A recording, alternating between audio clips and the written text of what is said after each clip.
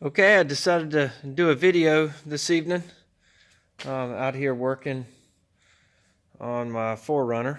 I've got some help, and boy, I really appreciate the help. But this is what we got going on. And by the way, I think the last video I did, we were building the shop. So here it is. Got my Bel Air over here. Needs some work. Hadn't driven it since I bought it about a year and a half ago. But I've got so many other projects going on. I want to finish one thing at a time, or at least get a lot done on each individual thing before I move to my toy. This is for my son, my 17-year-old, and we are in the process of rebuilding the rear end. Got another differential to put in there. I bought a wrecked 4Runner, and we're going to replace the axles in it as well. And the reason we're replacing the axles is, if you look at all that grease, that's the old, and this is the one that came out of the wrecked one. That's the old, and this is the one that came out of the wrecked one. And that one, the pinion gear bearing failed, caused the pinion gear to rub up against this section up in here. Not that most of you care about that, but anyway, we rebuilt the whole front end.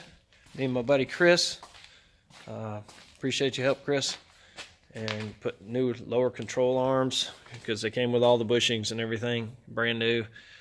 Upper control arms, bushings brand new. Ball joints, the ball joints were fine, but I figure if we're going to do something like this, we're going to go all the way with it.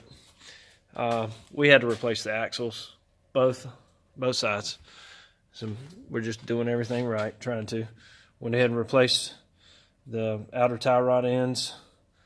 Got all new stuff here, new I can't remember what you call these, bottom out bushings or whatever they are. Anyway, it was a whole lot of work taking all that apart.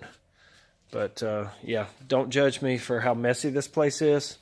We're living in a tiny house right now, so all of our stuff is in here. And here's my other project. I hired a guy to do this project for me. And just like most of us car guys, we're good at starting something, but we're not good at finishing it.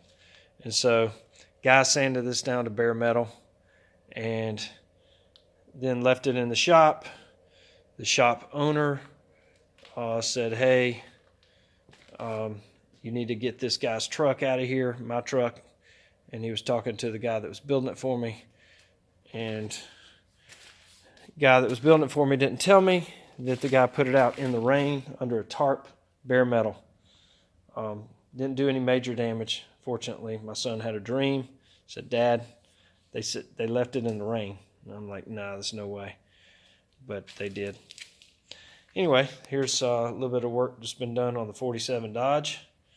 And this is on airbags, Heights front end suspension, Ford rear end, original frame, boxed in on the inside. See, it was notched right there. And the bed was slightly tubbed for bigger tires. But boy, that is going to look good there. Anyway, got some work to do to the motor. I believe when my guy building it, he made these headers, by the way. He did some good work. I just hate that he couldn't finish it for me. Anyway, the intake, I think when he put it back on, he didn't torque it down right and all that good stuff. So, caused water to get in my oil. So I got to do something with that soon. But that's a low priority. When you got a family, you got kids, they need something to drive. That's why my stuff is put to the side while we do this.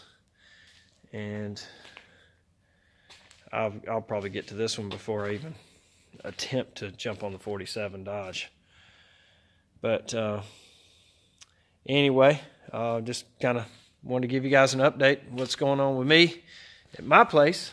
I've done some videos about other cars and other places, and it's We got a lot going on here.